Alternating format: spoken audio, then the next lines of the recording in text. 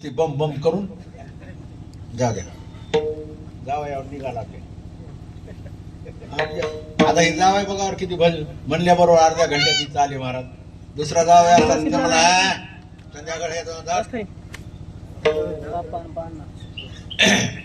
किती गोष्टी सांगितल्या तुम्हाला. सोबत येणाऱ्या 5 आणि इसरायच्या नाहीत 5. ह्या सांगायच्या आहेत का कीर्तन सांगायचे?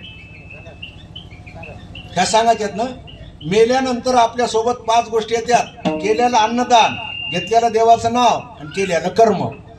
केले कर्म झाले त्याची भोगा आले, उपजले मेले आईसे किती. 1 हेच करा हरिभक्ती येईल परलोकी कामा, सोडविल यमा पासोनिया. तेच ते म्हणले अन्नदान सोबत येते.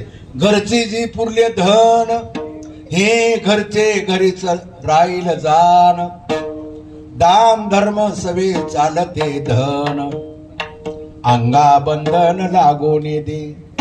आपण आपल्या हाताने काय अन्नदान झालंय. मंदिराला 10 रुपये दिलेत, एखाद्या महाराजाला दक्षिणा दिली, एखादी पंगत दिली, अभिषेक केला, कोणाला दान केलं. जेवढं काय तुम्ही दान करता ते दान आपल्या नावानं जमा होतंय आणि ते जमा झालेला ओरी आपल्या कामाला येतंय. पण काही अवलादी असे आहेत महाराज, हे महाराज लोक काही सांगतात म्हणजे वरी गेल्यास कुठे हे मिळत असते का नाही, काही ह्याचा धंदाच आपलं काकत बापला देश मोकळा. महाराजाला सत्तीन पोलीसला हप्ते ह्याचा दणका उठलाय म्हणतात. हे का आमच्या बापाचं काय लिहिलेलं.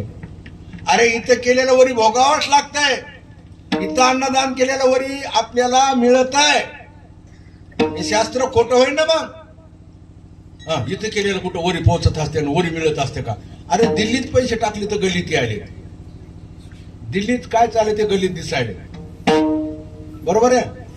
म्हणजे मला सांगा लक्ष्मण महाराज, अमेरिकेतले इथं दिसायले पैसे आले, ह्याचं काय कारण आहे?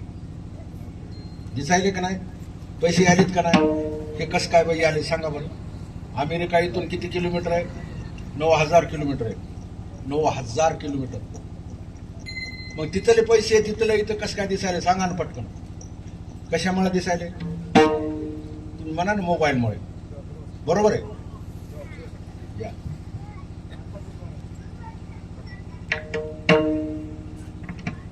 तुम्ही म्हणता मोबाईलमुळे. तिथे एक मोबाईल आहे, इथे एक मोबाईल आहे. बरोबर आहे. नुसत्या मोबाईलमुळे येतात का? तिथे मोबाईल आणि इथे मोबाईल आहे. आणि काय लागते त्याला? टावर लागते. बरोबर आहे. बरं नुसतं टावर बी असं जमते का? नाही. त्याचं काय लागते त्याला? इंटरनेट, रेंज लागते. रेंज. बरोबर आहे.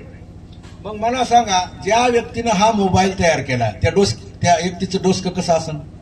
किती भारी असन?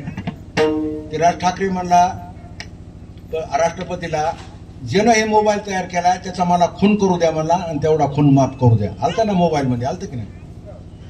अव्या मोबाईलने सगळा धिगाणा करून टाकला ना. सत्यानाश. माणसात माणूस ठेवला नाही.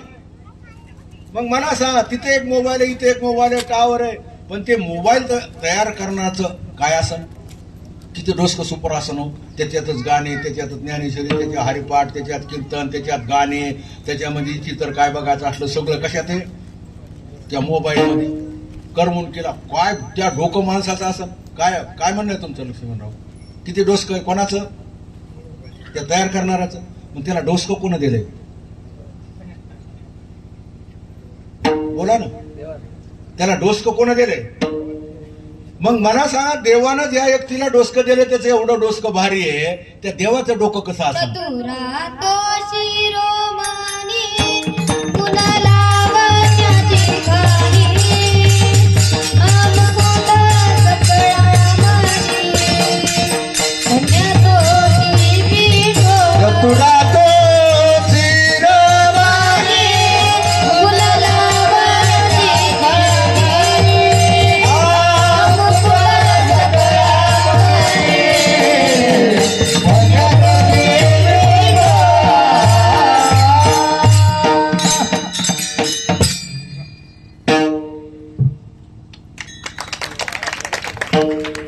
त्याला 4 तर महिने झालं माझ्यापाशी येऊन.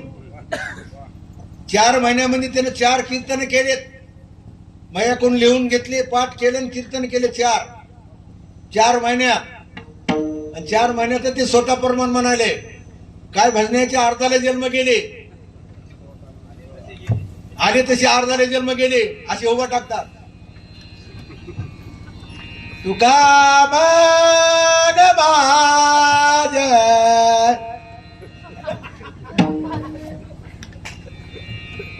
बरा तुझा अर्धा जन्म गेला रे, तुला येईना. आता हे तर लहान आहे, आता तर सुरुवात आहे त्याची. 4च महिने झाले. 4 महिन्यात त्यानं 4 कीर्तन केले. 4 ते नांदेड जिल्ह्यातलं आहे. ते मगवा भजन सुरू केलं. ते आपले हे म्हणले मला येता येत आहे गाय ना भजने आणा म्हणले, येता येतात आपले नाव पांडू माधवराव कुठे माधवराव म्हणले हे गायक आणा म्हणलेत का नाही. मग त्यानं भजन सुरू केलं का नाही. ते कोण्या गावचं आहे, आंध्रातलं आहे. इथून 500 किलोमीटर गाव आहे त्याचं. 500 किलोमीटर आंध्रामधलं आहे. हे पोरग बिदरचं आहे, बिदर हैदराबाद बिदर. त्यानं वाजिल्याला बघितलं ना तुम्ही. अहो त्याचे बोट फुटले तर वाजून वाजले का नाही. सगळ्या येणे ह्याच्या वाजिल्याला टाळ्या वाजिल्या का कसं. पंढर महाराज तुम्ही दिले 2,000 रुपये द्याला का 200 रुपये द्याला का एवढाला का नाही.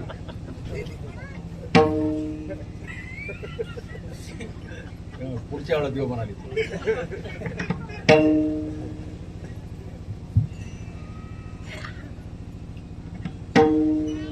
जाऊ दे, आपला इसे काय चालू आहे, कुठपर्यंत आले. 2 गोष्टी राहिल्या. आणि अन्नदान, देवाचं नाव आणि कर्म हे आपल्या सोबत येते, बरोबर का. आता आणि 2 गोष्ट आहे, आपण केलेलं पाप आणि आपण केलेलं पुण्य हे आपल्या सोबत येतं. ह्या 5 गोष्टी आपण मेल्याच्या नंतर सोबत येत्या. चला आता 5 गोष्टी जीवनात कधी विसरायच्या नाहीत. आणि जो कोणी विसरत असन ही अवलाद माणसाची नाही. तुम्ही सांगायचं एक गोष्ट ह्याच्यातली विसरल्या जमती म्हणून 5 गोष्टीमधून. 5 गोष्टी सांगू का. हो म्हणा पटकन. 5 गोष्टी जर विसरत असेल ह्याच्यातल्या तर ही अवलाद माणसाची नाही. मग आता कोणत्या 5 गोष्टीत ध्यान देऊन ऐका. तुम्ही ऐकले का कवा. बरेच कीर्तनकार आणले असतात नाही तर दामदेव देऊ.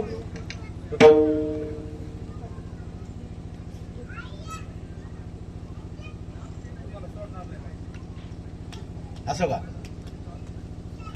आता 5 गोष्टी लक्षपूर्वक आहे का. जीवनामध्ये कधीही आपल्या आई वडिलांना विसरायचं नाही. जीवनामध्ये कधी देवाला विसरायचं नाही. जीवनामध्ये कधी साधूला विसरायचं नाही.